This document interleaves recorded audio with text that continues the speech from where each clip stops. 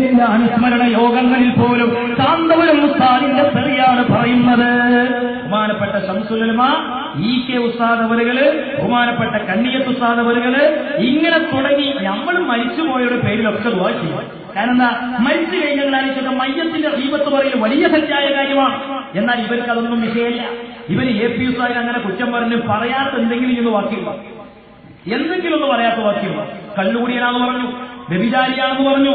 ഓ എന്റെ പ്രിയപ്പെട്ട ഉമ്മമാരെ, ഞാൻ ഓർക്കുകയാണ് ബഹുമാനപ്പെട്ട കാന്തപുരം ഉസ്താദ് അവറുകൾ ഈ കേരളത്തിൽ എവിടെ പരിപാടികളുണ്ടെങ്കിലും ആ പരിപാടി കഴിഞ്ഞിട്ട് ഉസ്താദ് അവറുകൾ തിരിക്കുന്നത് ഉസ്താദിന്റെ വീട്ടിലേക്കല്ല, മർക്കസ് എന്ന സ്ഥാപനത്തിലേക്കാണ്. ഒരുപക്ഷെ ആ വാഹനം വരുന്നത് തിരുവനന്തപുരത്ത് നിന്നായിരിക്കാം. ആ വാഹനം മർക്കസിലേക്ക് എത്തുന്നത് ഉമ്മ സുബഹിക്ക് അല്പം മുമ്പായി കൊണ്ടാണ് വാഹനം എത്തുന്നത്. ആ വാഹനത്തിൽ ഇരുന്നിട്ട് ഉറങ്ങുന്ന ഉറക്കമാണ് ശൈഖുനാ കാന്തപുരം ഉസ്താദിന് ഒരു ദിവസം ലഭിക്കുന്ന ഉറക്കം. കുറ്റം പറയുന്നവരുണ്ടോ അറിയുന്നത്? സുബ്ഹാനല്ലാഹ്, ആ വാഹനം മർക്കസിലെത്തുന്നു സുബഹിയുടെ അല്പം മുമ്പ്. ഉസ്താദ് വാഹനത്തിൽ നിന്ന് ഇറങ്ങി ചെയ്യുന്നത് തഹജ്ജുദ് നിസ്കരിക്കുകയാണ്. ഒരു മനുഷ്യന്റെ സ്വകാര്യ ഇബാദത്തുകളൊന്നും അങ്ങനെ മൈക്ക് കെട്ടി പറയേണ്ട കാര്യമല്ല എന്നെനിക്കറിയാം. പക്ഷേ ഞങ്ങൾ കണ്ട ഞങ്ങളുടെ ഗുരുനാഥന്, പ്രിയപ്പെട്ടവരെ, ഇനി സുബഹി ബാങ്ക് വിളിക്കാൻ ഒരൽപ്പ സമയം കൂടെ ബാക്കിയുണ്ട്. ആ സമയത്തതാ ഉസ്താദിന് ചൊല്ലാനുള്ള ദിക്റുകൾ ചൊല്ലുകയാണ്.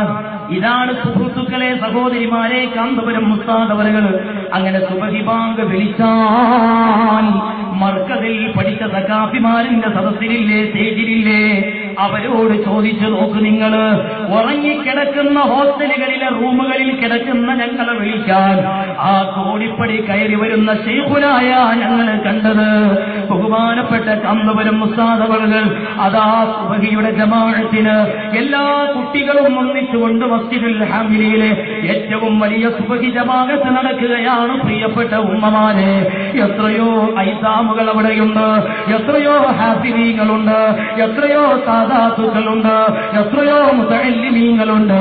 വിവിധ സ്ഥാപനങ്ങളിൽ പഠിച്ചുകൊണ്ടിരിക്കുന്ന കുട്ടികളതാ അവരൊക്കെ ഒന്നിച്ചുകൊണ്ട് ആ സുബഹി ജമാഅത്തിന് പങ്കെടുക്കാൻ വേണ്ടി വരികയാണ്. കാന്തപുരം ഉസ്താദ് അവറുകളും ആ സുബഹി ജമാഅത്തിൽ പങ്കെടുക്കുകയാണ്.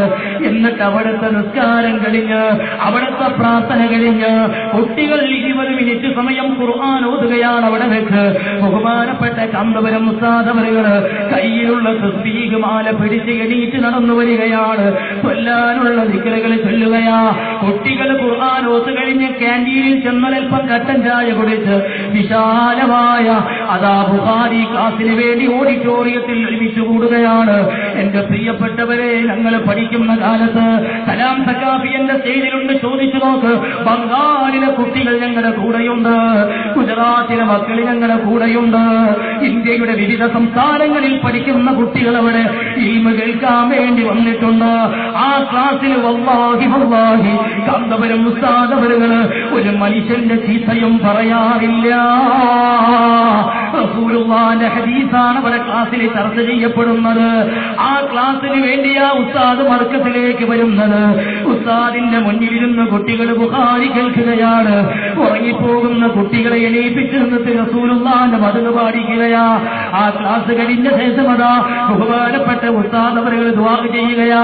കോട്ടൂരിൽ എന്റെ ശബ്ദം കേൾക്കുന്ന ഉമ്മമാരെ, സഹോദരിമാരെ, മർക്കസിന്റെ പെട്ടി നിങ്ങളുടെ വീട്ടിലുണ്ടല്ലോ. നിങ്ങൾ നിക്ഷേപിക്കുന്ന നാണയത്തുട്ടുകൾ, ചില്ലിക്കാശുകൾ, മർക്കസിന്റെ സമ്മേളനം വരുമ്പോ മുഅല്ലിമീങ്ങൾ നിങ്ങളിലേക്ക് ഇറങ്ങി വന്നുകൊണ്ട് വിഭവ സമാഹരണം നടത്തുമ്പോ നിങ്ങൾ നൽകുന്ന തേങ്ങയില്ലേ, നിങ്ങൾ നൽകുന്ന പച്ചക്കറിയില്ലേ, നിങ്ങൾ നൽകുന്ന അരിച്ചാക്കികളില്ലേ, ഉമ്മാ കോട്ടൂരിലുള്ള നിങ്ങളെ അല്ലാഹുവിന്റെ റസൂൽ സ്വല്ലല്ലാഹു അലൈഹി വസല്ലമ തങ്ങളുടെ ഹദീസ് ക്ലാസ് നടത്തുന്ന ഉസ്താദ് ബുഖാരി ക്ലാസ്സിൽ മറക്കുന്നില്ല.